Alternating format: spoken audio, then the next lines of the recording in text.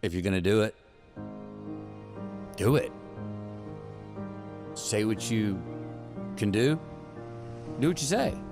If you can't do it, don't say you can do it. Don't over leverage yourself. Don't over leverage a decision and then jump in and kind of dip a toe.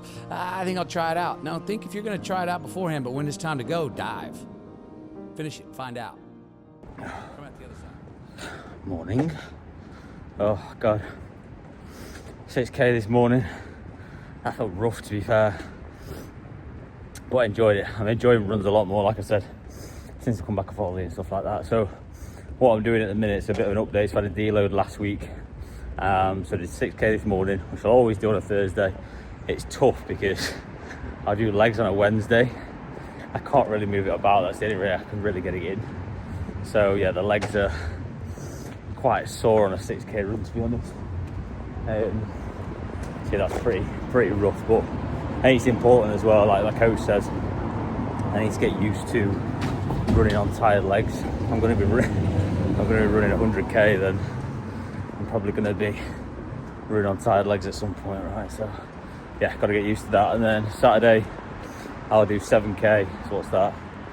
God, maths is bad. 13k, and then I'll do Sunday. I'll do 30, which is pretty heavy, which I'm not looking forward to. I need to find my vest as well, because the highest I've done in this prep is 28, and I've been doing them all without a bloody vest. So I need to get that sorted as quickly as possible, because getting no liquid, taking one gel at the back pocket, it's just probably not enough. So plan for Sunday, get a vest, get a couple of bottles of water, stash them in pockets, and then get some jelly snakes as well, so they could have a treat on a long run.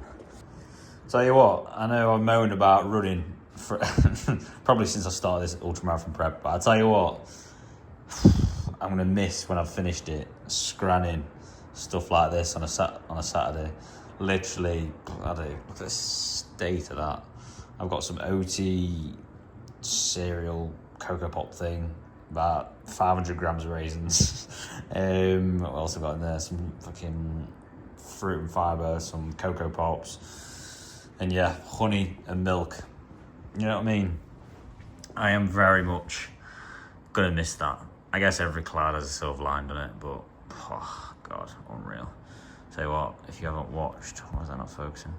There we go. If you haven't watched Takers, it's a fucking old film from like 2010. Ignore the wash on the right side. What a film.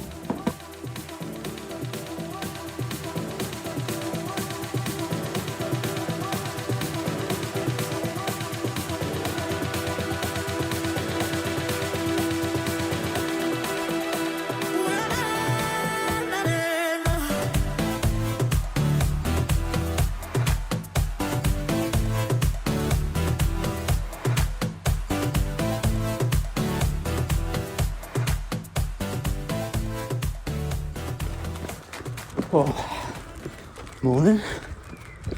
5k into a 30k run, averaging around, what? Come on, what's that now? About 5:30 kilometre. So not bad. I want to be around 5:30, 5:40. So trying to just make sure. I don't know about you, but I always set off way too quick on my runs, and I'm absolutely gassed out. So as you can see now, I can hold a conversation, so I'm going to try and keep me filming. There's a bit like an accountability tool to every 5-6k or something to be able to speak, so yeah, I need your help. But yeah, running's going fine. A little bit of a twinge in my hip, which I think I mentioned before, but I thought I could shake it off, but it doesn't seem to be going, so I need to get that looked at next week. But yeah, I'll give you another update in a couple of K, because my shoulder's going. Oh, I'll tell you what, I'm feeling good, lad, feeling good. I didn't really want to record this because I'm flying. I don't know what difference is this morning. Must be the bloody jelly snakes. Tell you what, they're a hack. I thought, you know, I've been doing this ultramarathon prep, and the whole of the time I did that prep for a marathon last year, I was scrying jelly snakes like there were no tomorrow on every run. But I thought, you know what? Treat yourself this morning. And I think, why did I not start this soon? So yeah, thought I'd share that little tip that you probably don't give a shit about. Yeah, that's your lot for now. Boys, hey, 15k in. I don't even feel like I've done 5k. I don't want to jinx it, so we'll see you soon. Oh, tell you what, I didn't jinx it. I don't know what's going on from 22k in. I feel like a new man, boy. Don't judge the bonnet like, but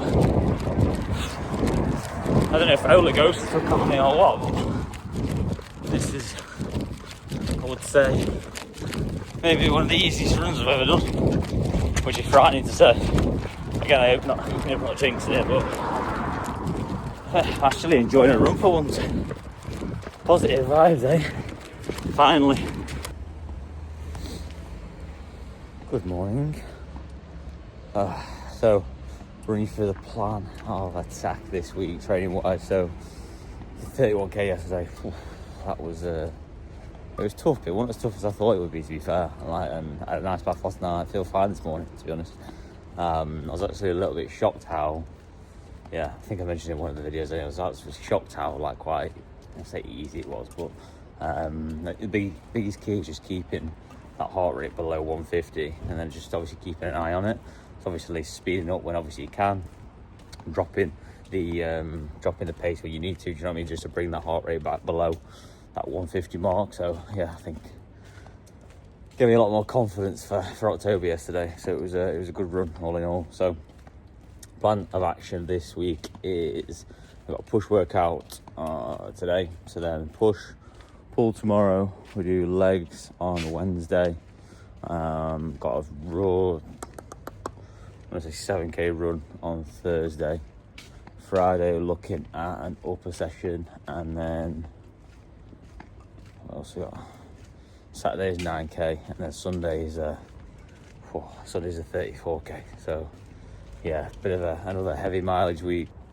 But yeah, I had another reason for coming on yesterday, to be fair, actually. I think a lot of other coaches will know around this time of year people have obviously a lot of things going on, I don't know, whether it's holidays, a lot more work, literally whatever it is, and sometimes life can feel a lot.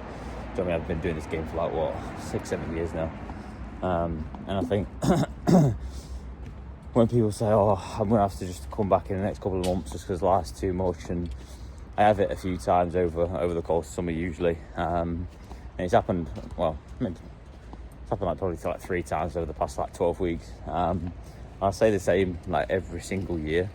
And it's right, well, if we can only progress when conditions are perfect, when, for example, stress is low, workload is low, you've not got no family issues or anything like that, it's just going to be stop, start. And it's sometimes I'll say to people, you don't really need me so much when life is literally perfect, which is obviously a rarity. But then when obviously shit comes up, whether it's family stress, work stress, whatever else it is, it's you need me more than ever.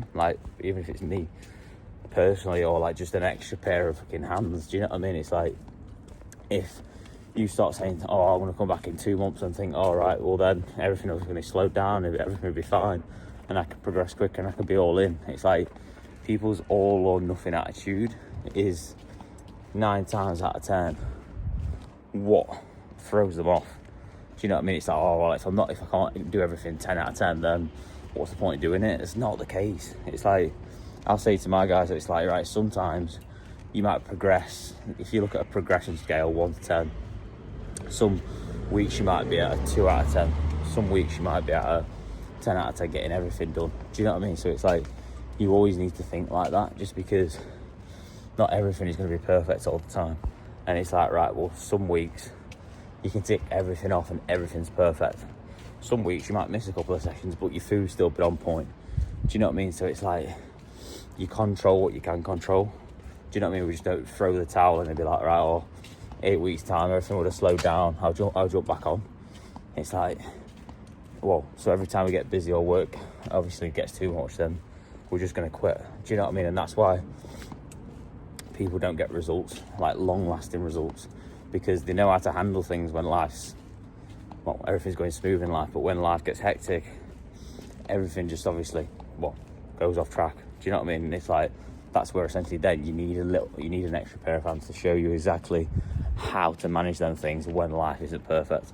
Do you know what I mean? So I just thought, like I said, whether it's obviously you've got a coach and obviously thinking about that or whatever else, it's like, I think it is very, you need to think about it, to be honest. Do you know what I mean? Just because I know I'm rambling here, but I'm quite passionate about it in terms of, it's the worst thing to do is sack off help when you're obviously struggling to maintain something. Do you know what I mean? Just have that conversation with your coach, say, I'm struggling with this, I'm struggling with that. Can we come up with like a solution, or even like I'll say sometimes to my guys, it's like, right, maybe we can't execute plan A right now, we need to make a plan B, and obviously whatever that looks like is going to be different to the individual.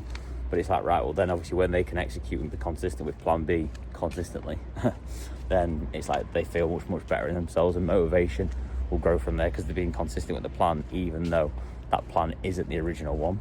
Does that make sense? So yeah, I just thought I'd come on this year, a little bit of a rant, a bit of a passionate rant, but yeah, definitely something to think of, because you can't just stop when things are busy, because you're never going to get anywhere when obviously that is the case.